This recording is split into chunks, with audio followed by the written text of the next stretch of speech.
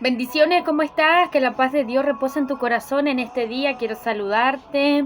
Que Papá Dios sea obrando en tu vida, fortaleciéndote, renovándote, levantándote, trayendo nueva fuerza sobre ti, sobre tu familia, sobre tu casa. Y quiero compartirte esta palabra del Señor. Antes de ir a la palabra, quiero agradecer a esas personas que me escriben y que me dicen, ¿no?, que siga haciendo estos videos, que esta palabra llegue a sus vidas, a su casa, a su familia. Y también a esas personas que piden oración, que Papá Dios esté fortaleciendo sus vidas, como su palabra es fiel y verdadera. Él nos manda a orar en todo tiempo, orar sin cesar, orar sin detenernos. Y en este día quiero hablarte, ¿no?, de esta palabra que estuve leyendo, ¿no es cierto?, que se encuentra ahí en Jueces capítulo 2, ¿no es cierto? Nos habla del acontecimiento, ¿no?, que viene después que el pueblo de Israel había entrado, ¿no?, en esa tierra prometida, donde quedó, ¿no es cierto?, ese líder Josué, que lo llevó a conquistar, ¿no es cierto?, a tomar posesión de la tierra que Dios le había prometido. Pero hay algo que me detuve a mirar, a meditar, a analizar, ¿no es cierto?, en la palabra del Señor ahí en Jueces capítulo 2, versículos 10, ¿no es cierto? Nos habla que Josué había ya muerto, pero no solo eso, sino que nos habla de una generación que quedó, pero esa generación no conocía a Dios ni las obras que Dios había hecho en Israel. Usted se imagina, yo me ponía a pensar, ¿no?, cómo esta generación no conocía de las grandezas de Dios, cómo esta generación no supo del gran poder que Dios manifestó, ¿no es cierto?, en esas 10 plagas, ahí a través de la vida de Moisés, cómo Dios abrió el mar rojo, cómo los egipcios quedaron atrás, ¿no es cierto? Me ponía a pensar esas grandezas que Dios hizo, como reverdecer la vara de Aarón, como manifestarse en una columna de fuego, en una nube, ¿no es cierto?, de día, cómo no sabían de que Dios había hecho caer maná del cielo, cómo no sabían de esos grandes acontecimientos, ¿no es cierto?, que Dios había manifestado con sus padres, con sus abuelos. Y me ponía a meditar cómo esta generación que quedó no sabía, no conocía de Dios y sus obras. Y nos ponemos a meditar, ¿quién tenía la culpa?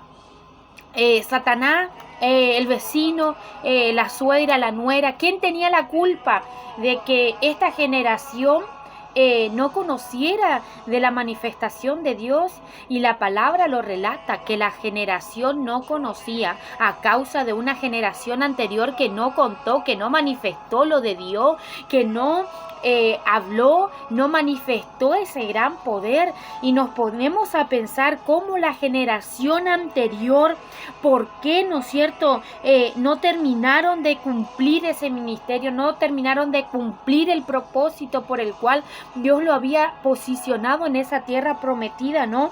Fíjense que ellos debían arrojar la idolatría, debían arrojar a esos pueblos extraños que estaban ahí en tierra que Dios ya le había dado. Dios le prometió, Dios le dijo a Josué, todo lo que pisara la planta de tu pie sería tuyo, sería de ese pueblo, ¿no? Y nosotros nos ponemos a pensar, ¿será que hoy en día hay una generación que conoce del Señor? ¿Será que nuestros hijos manifiestan el poder de Dios? ¿Será que la generación en nuestra casa sabe de lo que es una santidad al Señor? ¿Será que nosotros somos ese árbol bueno que da fruto bueno? ¿O será que somos ese árbol que da ese fruto malo? La palabra del Señor nos insta a nosotros predicar, exhortar, redargullir en tiempo y fuera de tiempo la palabra del Señor, ¿no? Pero no solo eso, sino que nos dice que por nuestros frutos os conoceré. Y nos ponemos a meditar la palabra del Señor ahí en Mateo, ¿no es cierto?, 11:33, donde Dios mismo lo relata y lo habla, que por nuestros frutos seremos conocidos. Y nuestro fruto, nuestra casa, nuestros frutos son nuestros hijos, nuestro fruto es lo que Dios nos puso, ¿no es cierto?, al cuidado nuestro. Y nos poníamos a pensar y analizar, ¿no es cierto?, en este tiempo.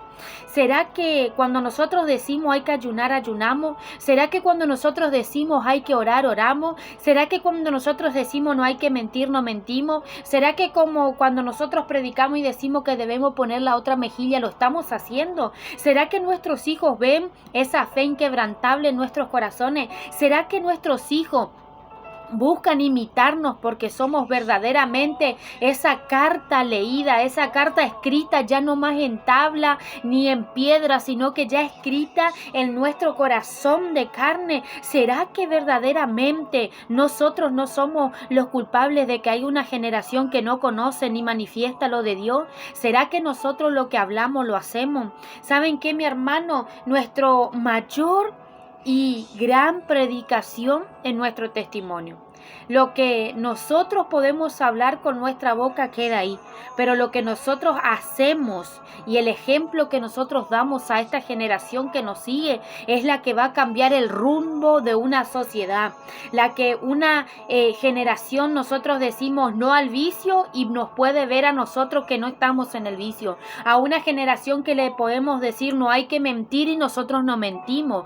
Lo que va a cambiar en esta generación nueva es que ellos no vean que nosotros somos imitadores de Cristo para que ellos puedan imitar nuestras vidas.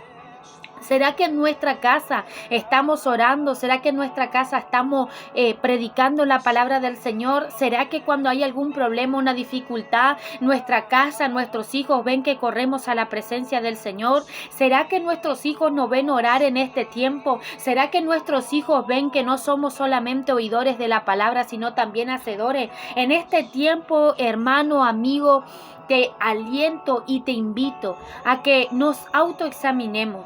¿Será que la generación que está en nuestra casa conoce las maravillas que Dios ha hecho? ¿Será que conoce de dónde Dios nos sacó?